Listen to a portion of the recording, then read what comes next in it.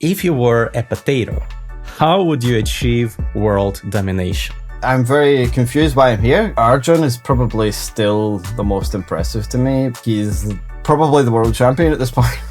It would be a mistake for Gukesh to underestimate him. I haven't really heard anyone make this argument before, so I guess it's kind of a hot take. I have to now spend the entire weekend basically playing in a junior tournament.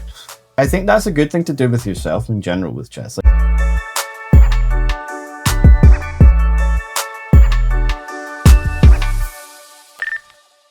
Hey everyone, my name is Greg Mustreader, and this is my podcast Chess with Mustreader, and today I have a legendary guest, Michael Duke, aka MrDodgy, the Twitter legend, the guy who managed to organize his own tournament, MrDodgy Invitational, where the likes of Geary, Dubov, Svidler, Vidit, Grishuk, and even Magnus Carlsen were playing.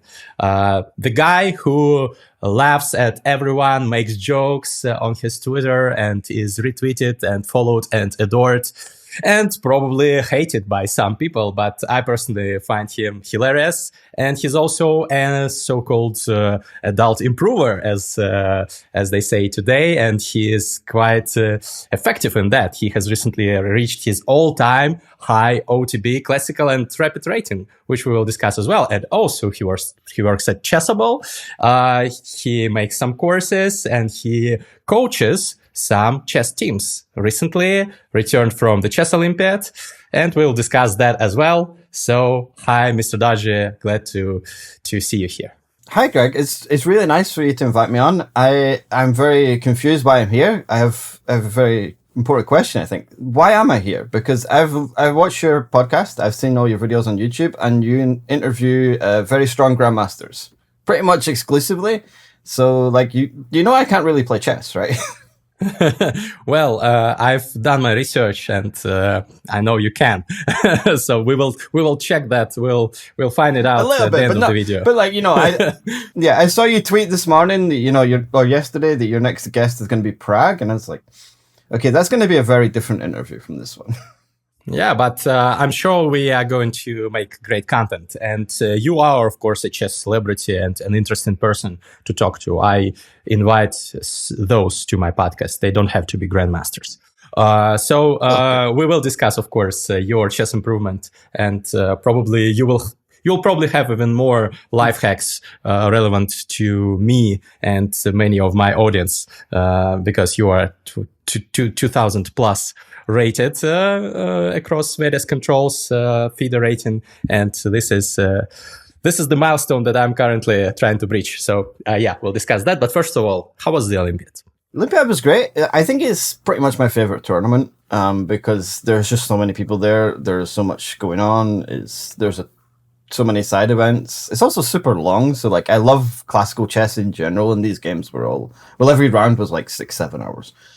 But yeah, it's a fantastic event. This is the second Olympiad I've gone to. Yeah, I would highly recommend it if anyone ever gets a chance to go to an Olympiad.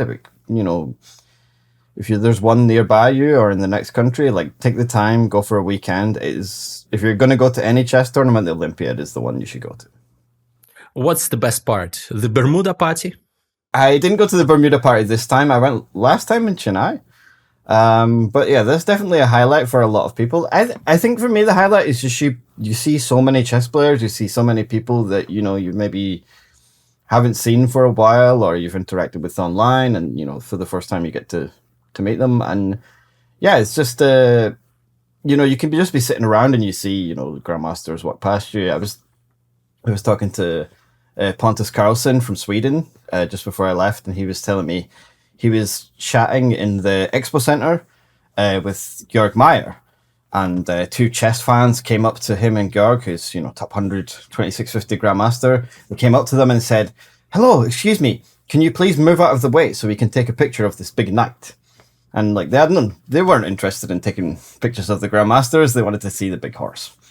This is why you made a picture of a horse the main prize in one of your tournaments. Well, yeah, that was a little bit before it, but yeah, I think it's an important thing. So I wanted to discuss your role at the Olympiad. Last time you were as a coach to women's team of Jersey, if I recall correctly. This time as well? No, not this time. This time I was just there with the Women in Chess Foundation. So we had a booth in the Expo Center for the last 3 days of the event. And we were using it to promote the foundation and talk to people and make friends and stuff like that. So yeah, I was there with the Women in Chess Foundation this time. You are available for coaching for other teams now, right? Well, we'll see what happens for Uzbekistan. I really enjoyed my experience coaching the Jersey women's team. I thought it was fantastic. I would really like to do it again. We'll see what happens with the next one, whether it's another team. But I really like preparing for chess games. For myself in general, but it's almost as much fun trying for other people. I think it's a really interesting way to like take a deeper look at different openings. And if you have quite a wide opening repertoire, which I do, it makes it a little bit easier to kind of look into different openings. You can go into a bit of detail. It's always kind of educational to explain something to someone else. So I feel like I get a lot of it as well. But yeah, it's very good. So hopefully next time maybe I'll do some more coaching or not. But also it's very relaxing not doing coaching or playing because you can just chill out and have fun and it's not very stressful at all. Yeah, and it's been an exciting event, of course. So it was worth concentrating on the drama, on the games, lots of stuff happening. Have you been surprised by India's dominance, by the result in both sections? A little bit surprised in the women's section because in general, China just seemed to be unstoppable. Even with missing their top floor players, I thought China were just going to win because that's kind of their thing. With the men's section, not so much. Like they're young, they're hungry. They were the second top seeds, but I think probably now they would actually be the top seeds because they all gained so many rating points. Yeah. And compared to the US team, they're so much younger and so much hungrier that I think they were the clear favorites from the start. These events are tough and there's always upsets. There's always, maybe Uzbekistan plays super well or Armenia are always a tough one to take down. And, you never know how Ukraine are going to do. Ukraine got off to a very good start. They beat the US. But yeah, India just seemed completely dominant from start to finish. Like it never looked in question that they were going to not win the Olympiad this time. Mm-hmm. And whom were you impressed by the most? I think Arjun is probably still the most impressive to me. We'd like to see how he does competing against the very best players in the world next, because he still hasn't really done that. They put him on a lower board so that he would play kind of more players in the range that he's been demolishing in opens over the past couple of years, and that obviously worked out perfectly. He got to his rating, playing a lot of opens, and he's very, very efficient at dispatching, slightly weaker players. Not weak players, because these are like 2650 Grandmasters usually, but like he's just unstoppable against people who he thinks he has a chance to beat. I think it'll take a little bit of time for him to adapt to playing against, people like Magnus and Fabi on a regular basis, and usually when that happens, the rating takes a little bit of a drop, but I think he's probably so ultra confident at this point that he's going to do well. And I think he plays in YCanC in January. I think he's already been invited, maybe. Finally, they decided that number 3 in the world, it's worth inviting him. I think it would be funny if people just refused to invite him to tournaments, even though he's obviously super strong and a really nice guy, and there's just no reason not to invite him. It would be kind of funny if they just didn't. Like a prank. Yeah. So you say Arjun, you didn't say Gukesh because you were expecting him to crush everyone, or why? I think Gukesh just seems, he's already there. He's probably the world champion at this point. Okay. I don't think anyone's really betting against Gukesh in the match, seriously. He played so well in the candidates. It feels like a matter of time until he gets to 2800. So not a huge surprise. And I think Vidit and Harry, Harry didn't play too many games, but they both played excellently on the lower boards. And it's easy to give the kids all the credit, but I thought Vidit is just played exceptionally well. And also the older guys, they're very good role models for the kids as well, because the kids all seem like super nice, super well balanced. They Yeah, they have good role models, obviously with Vishy, but Vidit and Hari Krishna are excellent role models for them, and I think they add a lot of balance to the team. They set the standard of what's expected, and they definitely played their part. Yeah, sure. And Vidit has gained also some rating points. So pretty impressive performance by him. So you say that it's practically a guarantee that Gukesh wins. I also think that it's very extremely likely. By this point, Dean has not won a single classical game in like 25 plus games. I don't remember the exact number.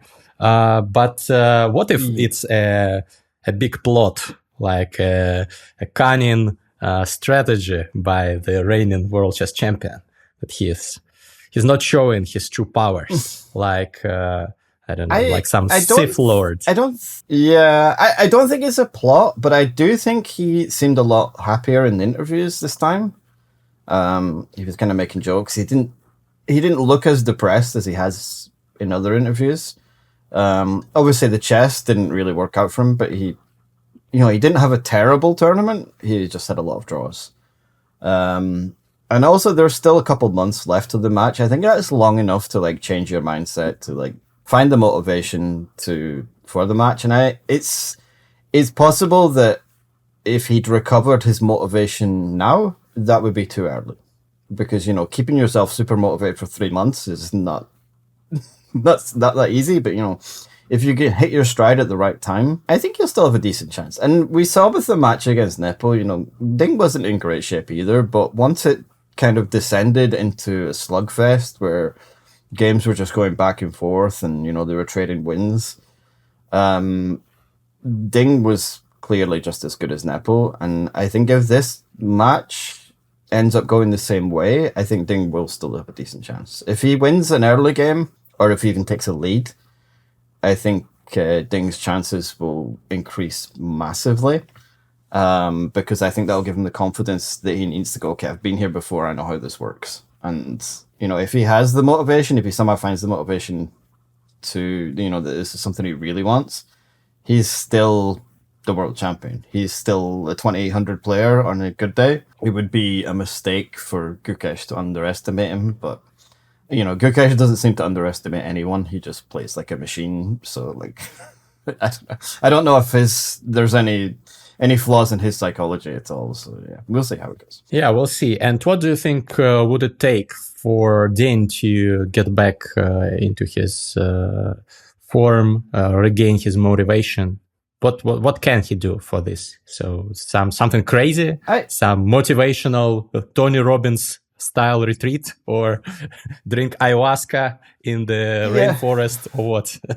Maybe. I mean, like he's never seemed like the type of guy that needs to get himself pumped up for games. Like he's always been pretty chilled out, pretty relaxed. So yeah, I don't know if it's that type of motivation he needs, and it's hard because he becoming world champion at 20, 21, 22 is very different from becoming a world champion at 30, because at 2021, you become world champion, you're like, okay, I'm going to be the best player of all time. That's what, Magnus thinks or thought. That's what Gary thought. It's probably what Gukesh thinks now. And Ding wasn't really in that position, because he was, significantly older, and he's probably never going to be better. He's probably never going to achieve anything more than becoming world champion. Not that that's a small achievement, like by any means. But like, what's next for him? And that can be hard. But if he finds, his love for chess, I think he does enjoy chess. I don't think he's had to play a lot of these tournaments, but he clearly still enjoys playing chess to some degree, even though he hasn't looked like it in some of the games. He can get there. And I think, maybe he's just not hanging out with Richie Report enough. Maybe that's what the problem is. Maybe he just needs to go on vacation or a cruise or something with Richie and, rediscover his love of life. I don't know. Oh, well, I don't know about enjoying chess. Why did he miss out on the important match against India? He had the opportunity to play one of the best, Gukesh. What happened at that time? Yeah, that's not a good sign. I don't know how to sugarcoat that one. Yeah, it's obviously a confidence boost for Gukesh.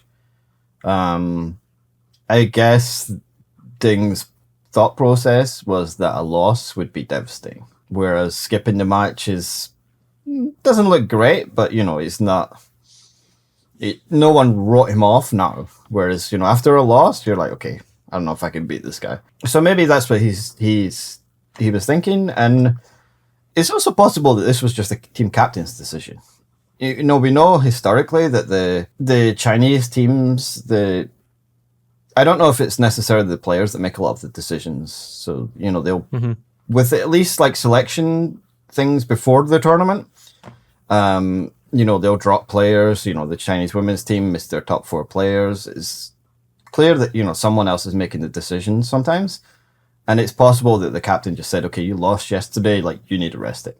And I don't necessarily disagree with that policy as well, because taking it out of the hands of the players makes it a lot less stressful, makes it, easier for the captain to make decisions, and they can just focus on chess. So perhaps that's what's happened, and, the captain has just put his foot down and just said, no chess for you today. Which, yeah, that could be okay too. Yeah, it's interesting. I'll have Wei Yi on the podcast soon, and I'll ask him if he can tell me who made that decision. Because I personally believe, Wei Yi is probably by this point stronger than Dean, and putting him on board 1 was sensible. But why not allow Dean to play on any other boards, for example, if he's afraid of playing Gukesh, or if he doesn't want to risk this. So yeah, we will try to find out. Okay, the Olympiad is an exciting topic, but I wanted to speak about your chess improvement, and you told me that you have a hot take on adult chess improvement. So please share it. Yeah, I've really built this up, and I don't think it's that much of a hot take. So I have gone up a bit of rating points over the past year. So this year, it's actually only been 11 months so far.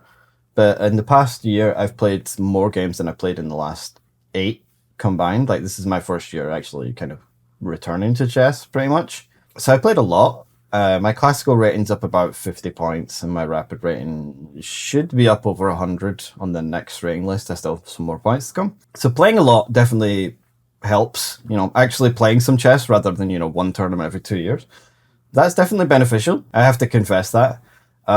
But the other thing that I've done maybe differently, but not on purpose, and that I think has been really beneficial to me, is that I've played a lot of children. And I think the normal advice is that you should avoid children. And I think actually playing against kids is really good for your chess, which I haven't really heard anyone make this argument before, so I guess it's kind of a hot take. It's not necessarily great for your rating, but as a training exercise, kids want to fight all the time. Like, if you sit down to play a 4-hour game of chess against someone, that's a teenager, you're going to play a 4-hour game of chess. Whereas if you play an older gentleman who is, not necessarily invested, he might just want a quick draw. Kids generally don't want that. Like, they want to kill you. They have no respect for you. They have, they expect to win. And I think it's just excellent practice. I think, sitting down to play one teenager after another who really wants to beat you means that you get a nice long fighting game of chess. And yeah, when you play someone who's a little bit older, a little bit less motivated afterwards, you definitely feel the difference when you're playing them. Yeah, I fully agree. That's my hot take. You should target kids. Yeah. Having played lots of talented juniors here in Kazakhstan, I fully agree, but it takes a toll on your rating, of course, because they're usually very underrated. But it teaches you. What have the kids taught you? What happened? The thing that kind of made me realize this is I signed up. So I don't read entry forms for tournaments because I'm lazy. I look at an entry form and I go, oh, I know how to get to that tournament, and I'm free that weekend. I'll just go play. So I signed up for a tournament in Uppsala last month. And I saw, there's like 35 players signed up for this tournament. Lowest rate is like 1,700. Top guys are like 22, 2,300. It's just a normal, open Swiss tournament. So I get there, book the hotel, whatever, fly down there. I get to the tournament. I go to the playing hall, and it turns out it's not a Swiss tournament at all. It's groups of round robins. So you get paired with 5 people that are closest to you in rating. So my rating group, I was like 2070 or so. My rating group was between 2000 and 2100 and a little bit. But they were all kids. The average age was like 17. And I realized that, I have to now spend the entire weekend basically playing in a junior tournament.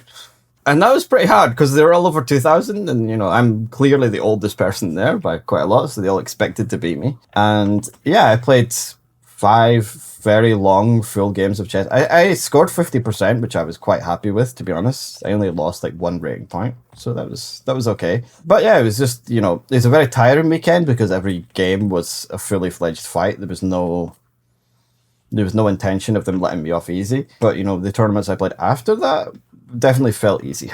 So yeah, it was good. Yeah, I think it's just good training. Like, is playing intensely for 4 hours is very different from playing kind of more relaxed classical game against someone who's not intensely trying to destroy you.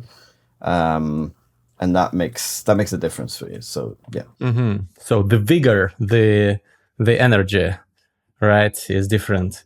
Yeah, and you can learn that from your opponents. Yeah, it's a nice observation. I never thought about this, but yeah, looks like a sensible hot take. Tell me how you work on your chess these days. So you told me you spent some time playing tournaments currently. You also have a full-time job at Chessable.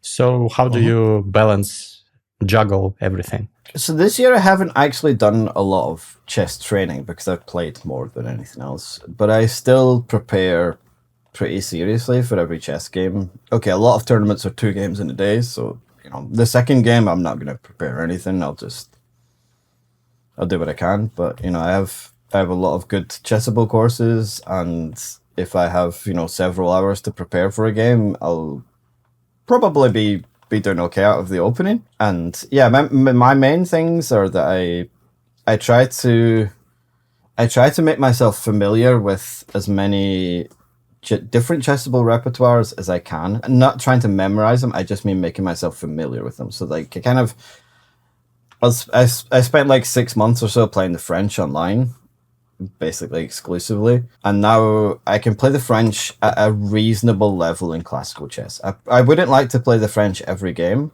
but I played it a couple times in classical games and I've won both games, and it allows me to kind of jump around a little bit. It makes me kind of harder for opponents to prepare for me because like this year I've played the French E5 and the Sicilian against pretty strong oppositions and won games with all 3 of them. And it's just, you can use a Chessable course to make yourself familiar with it. And then on the day of the game, you can check your lines, you prepare a little bit more deeply, you make sure that you actually know what's happening in the sharpest lines. And it makes it much easier to kind of jump around. And, you see somebody plays the exchange French. Okay, you don't really want to go into that, so you play something else. And that's my main thing at the moment. Obviously, I still do a lot of tactics. I'm a big fan of Puzzle Rush. I try to do as many Puzzle Rush as I can. What's your personal best? And other than that, I play. I think I got to 43 in 3 minutes, or it might be 44. Very nice. But I don't want to. I don't want to lie. But yeah, I love Puzzle Rush. I think it's excellent for tactics training, pattern recognition. The 5-minute one is probably better, but I still mostly do the 3-minute one because it's faster, it's more fun. And the other thing I do is I try not to play Blitz or Bullet online as much as possible. Like, I pretty much just a rapid player online, so I play 10+0 pretty much every day. Maybe I don't play every day, but like I try to play 1 or 2 rapid games a day. Like, my rapid level is good, I would say. Like, I don't regard myself as a good player in classical, but I would say I'm actually good at rapid. I've only actually lost 1 FIDE rated rapid game ever. Wow. I think I played like 25 games now. Or 23 maybe. But I only have 1 loss. And that was to a FIDE master in a time scramble that I was winning and blew it, so I could have actually won that one as well. But yeah, I have like 1 loss, like 3 draws, and like the rest are all wins. So yeah, my FIDE rate in rapid has gone up, and I feel like I my goal is to get to like 2200. I want to get to candidate master level. I feel like in rapid I'm already there. Like if I play enough chess, I'll get to 2200 in rapid. And with classical, I'm not there yet. Like I need to do a lot more work. I need to be better in, calculation and stuff like that. But yeah, it takes time. Sorry. I talked for a long time. You're speaking about the international title, the candidate master, right? Because they have national titles. For example, I'm a candidate master, but it's also only in the ex-Soviet region recognized title. Yeah. So it's a different one. Yeah, so I mean with 2200. Yeah.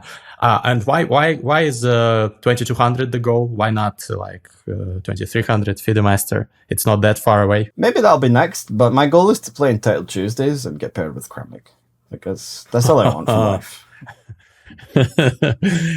Yesterday he did quite well, so he did, unfortunately. So like he's getting the hang of online chess now, which is that could be a problem because I think it took him a while to adapt to internet chess, and if it happens, he's still pretty good at chess. Yeah, but be careful. He might include you in the list of suspects if you play too well. Yeah, that's the dream, but unfortunately, my style of chess has been described as very, very, very human. So probably not. By the way, you said once in an interview that like Mr.Dodgy reflects your playing style, right? This was the nickname on ICC back then. So can you clarify what exactly it means? Like you do like sacrificing stuff that's not proved by the computer, or what is dodgy? Yeah, I think questionable, dubious. I think when I started playing chess in the kind of mid 2000s, Alexander Morozovich was like at his peak, and he was by far my favorite player. I just loved the way Morozovich played. Like he took huge risks. Obviously, he's retired now, and to some extent, Richie Report took over that mantle. I think Dubov plays a lot of questionable openings and questionable ideas, which usually works out pretty well for him. So yeah, I like to take risks. I like to play for a win, and I like to be kind of aggressive. Yeah, the opposite is I'm not that great with quiet, boring positions. I'm not brilliant with endgames, so it's the double-edged sword. Yeah, I agree about Morozevich. He's a genius. I recommend everyone check his games. So let's come back to your chess routine. You play some Rapid Online, you solve puzzles, and you prepare openings for your tournaments. Do you do it between the tournaments or just once you arrive before your games? Sometimes prepare for people as soon as they've entered the tournament. Like, not always, but I'll look at the entry list and I'm like, okay, if that person plays something I think I can get an advantage against, I'll start looking up openings like maybe weeks in advance. Obviously there's a lot of wasted work there because I play Swiss tournaments mostly, so like I have no idea if I'm going to get paired with these people. The chances are actually that I won't. But yeah, I start looking at stuff pretty early. And then if it's 2 rounds in a day, I'll usually prepare for the first one, and then we'll see how it goes in the afternoon. In the afternoon, I'm usually tired. I would rather get lunch than spend, an hour on the laptop in between games. So for the afternoon ones, I kind of, try to be a bit more flexible. And also I assume that they won't be able to prepare too deeply for me, so maybe I'll play something that's a little bit more risky. Do they give you access to all courses at Chessable so you can enjoy it? No, but I have access to enough courses now that like it doesn't really matter. But yeah, we definitely get some courses for free, and some courses I get for free because I'm working on them for different reasons. Honestly, like there's so many courses on Chessable now that you could get stuck on trying to find stuff. I mean, I often use Anish's courses for black. I haven't really looked at his ones for white, but I really like his Dragon, his Najdorf, and his French courses, which are 3 openings, against e4. So obviously there's kind of a lot of overlap there, but they're they're very good if you want to kind of jump around with stuff. But yeah, there's just too much on Chessable now to kind of keep up with everything. So yeah, it's pretty tough. Yeah, lots of content there. I own myself several courses, including the Anish's French one. Mm-hmm. It's a great one, so I also recommend it.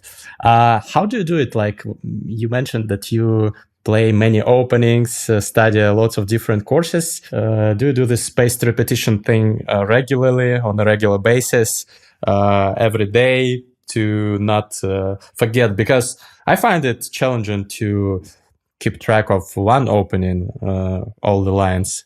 But you say you play several against one e4 and probably several against one d4. So how do you do it? I am a fan of the spaced repetition. I think it works pretty well. I've done it in the past with courses where I found it's if you dedicate yourself to one course and use spaced repetition for a couple of weeks or so, you can memorize an entire course. That's well within the power of like an ordinary human. Whereas in the past, you couldn't do that with a chess book. Like there was no way for you to memorize a whole chess book. Nobody ever did it. Grandmasters didn't do it. Like it's not possible. It is possible with chess book courses.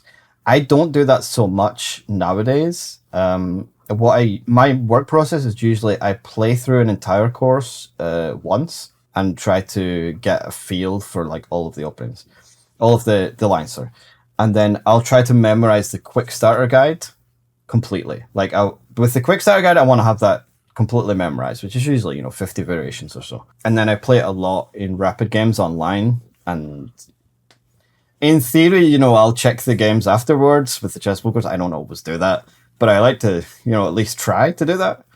And then that gives you enough knowledge to be able to play it at a reasonable level, basically with any opening. And then before a tournament game, if it's, so if I'm going to play something sharper, and I'm expecting, I have black, I'll play some, I don't know, dragon or something, then I'll check the lines before the game and try and figure out what my opponent's going to play, and then I'll match everything up with the chessable course and try and figure out, I'll maybe run through the lines a few times just to try and figure out, get it in my head, make sure I memorize it. But yeah, I think if you stick to one course, you can easily memorize the whole thing. But I do enjoy like jumping around. I like play different openings. Like I recently started playing the Grunfeld in some games, which I had never played the Grunfeld before. So that's been really enjoyable for me because it's just fresh positions. Like if you've never played any Grunfelds, then the positions that you get are kind of unique from other openings.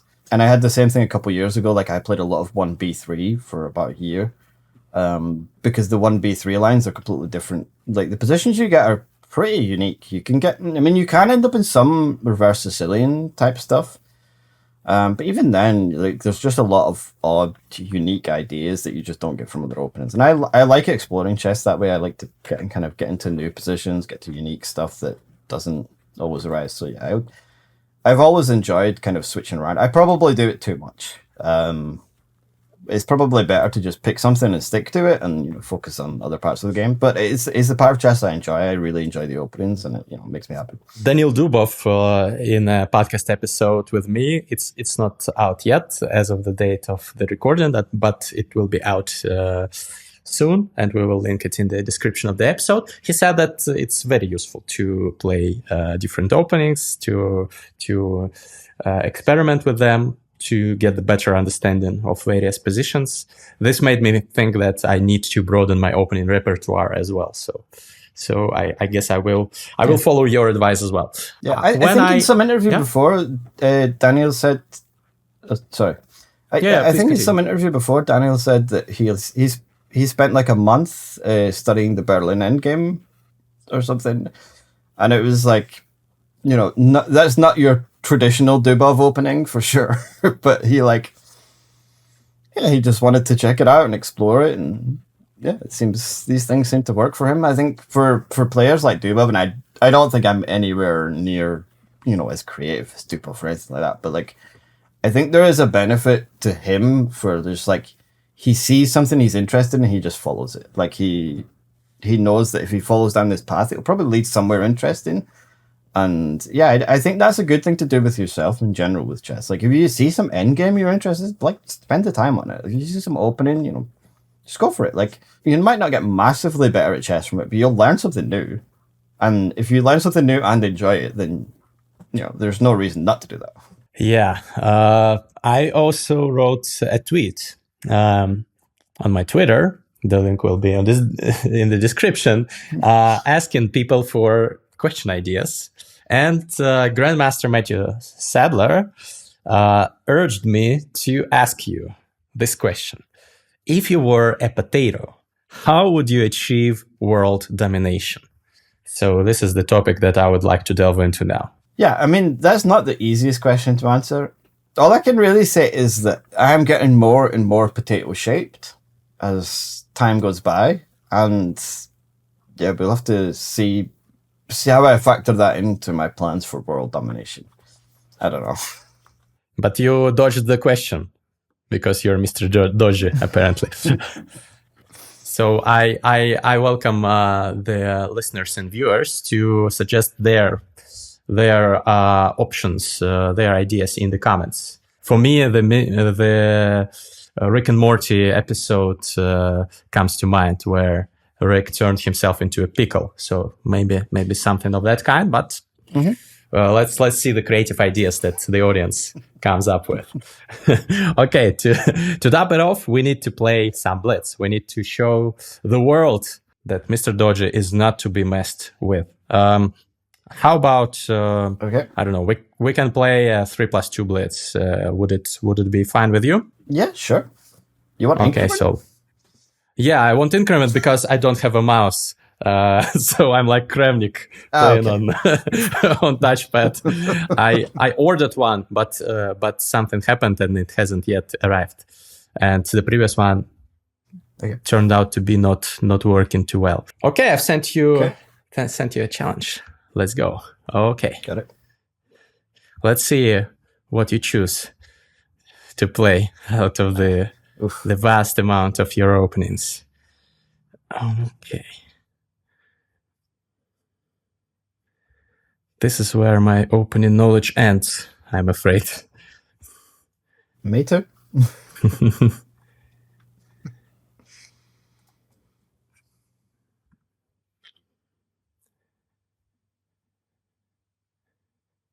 Mm-hmm.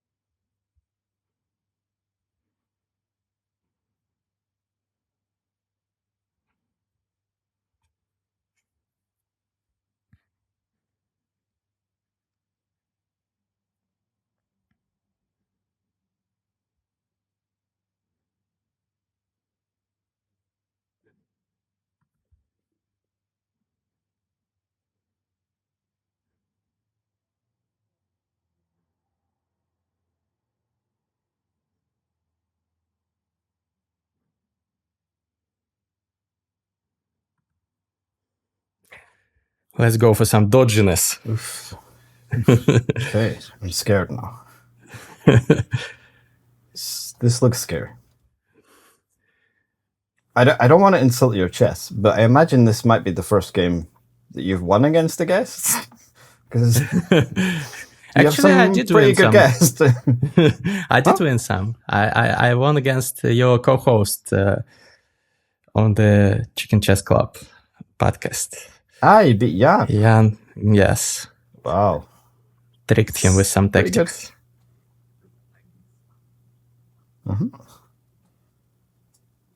I know the feeling.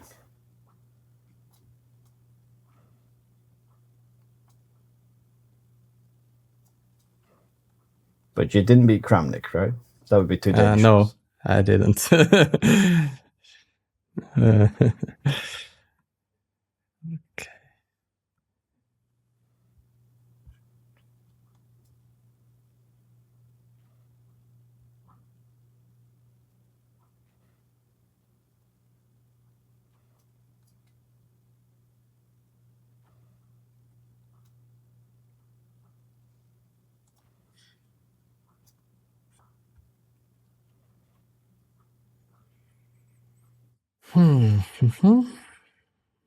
Okay.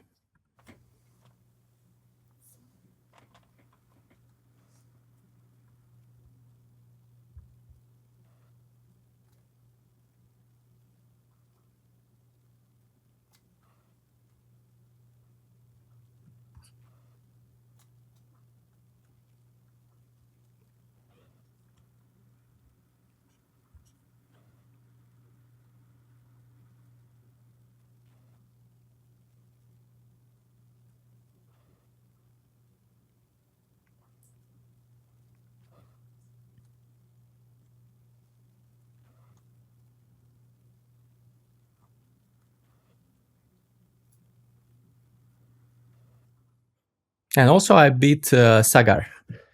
We played fascinating game. Sagar nice. Shah, yeah. Interesting position.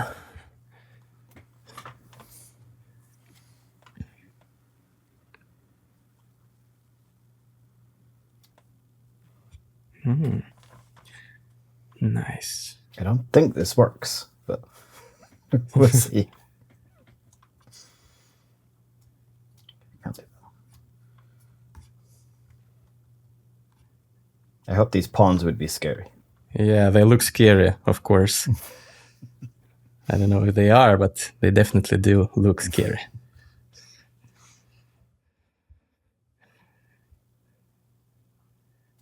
So you have 2 pawns for a piece. Not that bad. I've had worse positions. Yeah.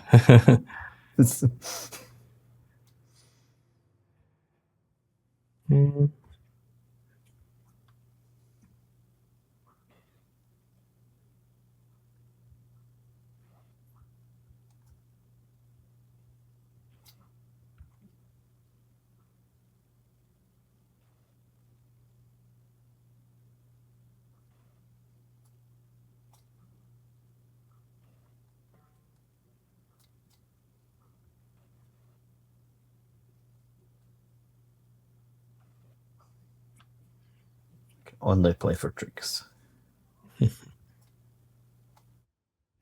Yeah, of course I missed it. That's a pity. Now I'm collapsing under time pressure. Who would have predicted this? Well, I think that's another Dubov thing. He played without a mouse for many years, if I remember right. Yeah, he did. I didn't know. I think so. I think it was Dubov and David Howell as well. Also used to play with a touchpad all the time, and both pretty good at fast games. Yeah, they are. Okay, I should probably resign now. Yeah, it was a promising position, but yeah, I didn't navigate it correctly. Well, that was a good game of dodgy chess. Yeah. Dodginess, yeah. We demonstrated it. Yeah. Yeah, thanks for the masterclass. It was very instructive. So, guys, subscribe to Mr.Dodgy. I really recommend his his Twitter, and I hope that we will see Mr.Dodgy Invitational Part 4 in future. Will we? Maybe. I think I need to find a good reason to do it. I think, the problem is that Magnus won the last one, and it's hard to top that. So I need Gukesh, really. I need Gukesh to become world champion, and then he's like, yeah, my main goal now is to become the winner of the MrDodgy Invitational. So, we'll see. That could happen. I don't know. Yeah. I can ask him once we record a podcast. So yeah, stay tuned, guys. Maybe we will make it happen. Thank you very much. Like, subscribe, comment, and see you in the next one. Bye, everyone.